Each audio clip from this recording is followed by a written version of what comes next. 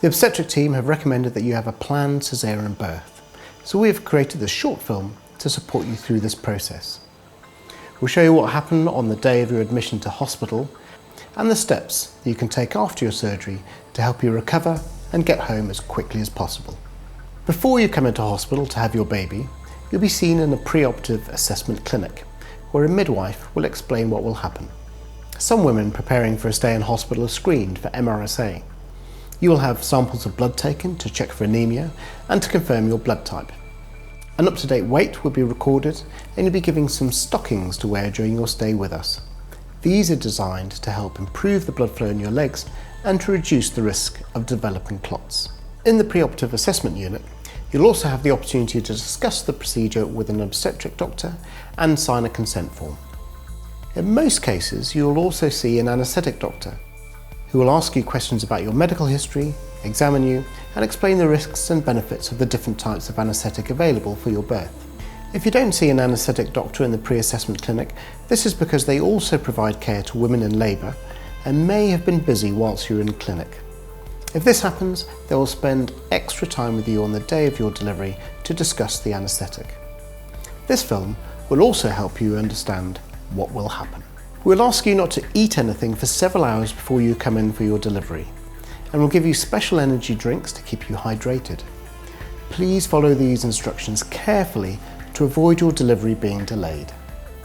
On the morning of your section, take the tablets and pre-op drinks you've been given, have a bath or shower, and put on the stockings you were given in the clinic. Please do not apply any creams or lotions on your skin, and do not apply makeup. You may wear a wedding band, but please leave all other jewellery at home. Bring your yellow notes and all the clothes and toiletries for you and for your baby. In particular, please make sure you pack a dressing gown and slippers. In the pre-op assessment clinic, we'll give you a parking pass, so please bring this with you. You can bring a CD, iPod or similar, so you can listen to your own music in the operating theatre.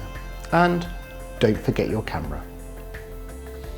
When you arrive in hospital on the morning, you'll be met by a midwife who will check through your paperwork, measure your blood pressure, heart rate, listen to your baby, and provide you with identity bracelets and a hospital gown. It is our policy to repeatedly check key information with you, such as your name, date of birth, and allergy status, to reduce the chance of errors being made. So don't worry if everyone seems to be asking you the same questions over and over again. You'll meet your obstetrician and anaesthetic doctor who will confirm that you have signed a consent form, are happy with the planned procedure, and will answer any questions you have. They'll be able to tell you your position on the operating list and give you a rough idea about the time your procedure will take place, although unexpected events can sometimes delay things a little. We'll work hard to keep you updated should any changes or delays occur during the day. When it is time for your caesarean, a member of the theatre team will come to collect you. Your partner will have been given theatre scrubs to wear. You will put on your dressing gown and slippers for the short walk to theatre. When you arrive in the theatre, the team will introduce themselves to you and will sit you on the operating table with your partner on a chair nearby. Your details will be checked again and you'll be asked to confirm the operation you're expecting, whilst routine monitoring is set up. A blood pressure cuff will be put onto your arm, a peg to measure oxygen levels on your finger, and sticky dots placed on your chest to monitor your heart rate and rhythm. The anaesthetist will put a drip in your hand or arm using local anaesthetic to numb the skin first. The drip will be connected to fluid and also to medicine to help keep your blood pressure stable during the anaesthetic. If you're having a spinal anaesthetic, the anaesthetist will need to perform a small injection into your back. In order to do this, your position is really important. You'll be asked to either sit up or lie on your side. If you're sitting up, you need to put your chin onto your chest, relax your shoulders, and curl up over your bump. If you're lying on your side, we'll ask you to bring your knees up to your bump as far as you can. This helps open up the spaces between the bones in your back so that it is quicker and easier to do the anaesthetic. It is important that you stay very still while the injection is taking place. If you need to move, just warn the anaesthetic doctor first. Some local anaesthetic will be put into the skin on your back, which may sting a little bit at first. From then on, you should just feel a sensation of pressure. If you feel anything else, such as shooting pains or tingling, just let the anaesthetic doctor know, but try to remain still. Once the anaesthetic is injected, your bottom will start to feel warm, your legs might tingle, and they'll start to feel very heavy. You'll be asked to lie on each side to get the anaesthetic working evenly. Finally, you'll end up lying on your back with the table tilted to the left to take the weight of baby off your body. It will feel a little strange, but don't worry, you'll be quite safe and supported. The anaesthetist will assess how high the numbness extends by spraying your body with cold spray. We know that the same nerves that carry cold sensation also carry pain, so if you don't feel cold in the area, you won't feel pain there either. The operation will only begin once the anaesthetic doctor is happy that the anaesthetic is working properly. A catheter will be inserted into your bladder to ensure it's empty. Your tummy will be cleaned, ready for the surgery. You may be aware of the cleaning solution being painted onto your skin, as the spinal does not take away some sensations of touch or pressure, but this does not mean it isn't working. A drape will be placed over your body and a big screen will be put up so neither you nor your partner will be able to see the operation. Final safety check is performed, during which the theatre team will once again confirm your name, the operation you're expecting, and whether you have any allergies. Then the procedure gets underway. Your anaesthetic doctor will be there to keep you updated on the progress of the birth, answer any questions you might have, and reassure you if you feel anxious. You may be aware of the blood pressure cuff on your arm going up and down every minute until the baby is born, to check that your blood pressure remains stable. If you feel sick at any point, tell your anaesthetic doctor, as it's often an early sign that your blood pressure has dropped as a result of the anaesthetic. Your anaesthetic doctor can do something to make you feel better straight away.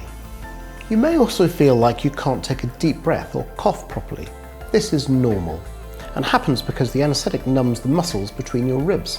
But don't worry, your anaesthetic doctor can see your oxygen levels and will be able to reassure you that you're breathing perfectly well. Once it is time for your baby to be born, the obstetricians will be pushing on the top of your bump, which might feel a little strange for a moment or two. Then, your baby will be born. We can drop the drapes if you like at this point, so you can see your baby for the first time. If you'd like to discover the baby's sex for yourself, please ask the midwife to let the theatre team know. It is not uncommon for newborns to be a little surprised by the speed of a caesarean delivery, so don't be worried if your baby doesn't cry immediately. Unless there's a good reason not to, we aim to delay the clamping of the umbilical cord to allow your baby to receive all of its blood and nutrients from the placenta. Once clamped, the baby is taken by the midwife to a special warm trolley to be dried off and wrapped in clean towels. Meanwhile, your anaesthetic doctor will flatten your bed and give you some medication to help contract your uterus, which can sometimes make you feel a little flushed. Depending on the condition of your baby, they'll be brought over to you as soon as possible. Skin-to-skin contact with your baby is encouraged as it helps keep them warm and helps regulate their breathing. Your midwife will help you with this. If you find it is difficult to hold your baby whilst lying flat, your partner can support you. The remainder of the operation will take approximately 30 minutes. You'll still need to be monitored at this time, so your blood pressure will still be recorded at regular intervals and your heart rate and oxygen monitor will need to stay on. During this time, the midwife will weigh your baby and give them vitamin K. This is a good time to capture those first family photographs while you wait. At the end of the operation, the wound is closed with stitches which are usually dissolvable but sometimes have to be removed, and a dressing will be applied to your tummy. The monitoring will be removed at this point and you'll be transferred into a hospital bed, sat up and given your baby to hold again. We'll take you, your baby and your partner to the recovery room where you'll be closely monitored for the next few hours. You'll be able to feed your baby however you choose and gradually your legs will start to gain sensation.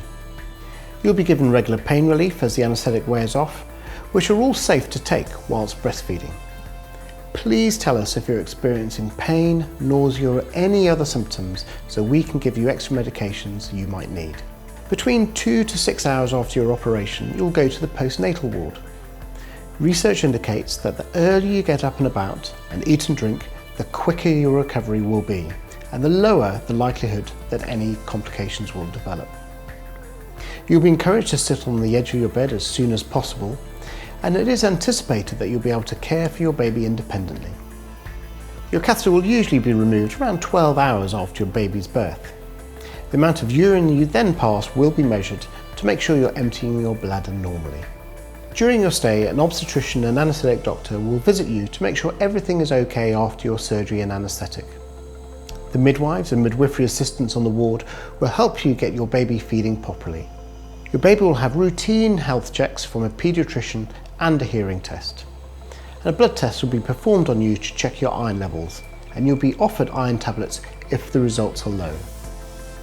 It will be recommended that you stay in hospital until you're well enough to be at home and that your baby is doing well. This might be as early as the day after your caesarean, but more commonly you will spend 2 nights in hospital. After you go home, your community midwife will visit you and be able to give you further guidance on your recovery.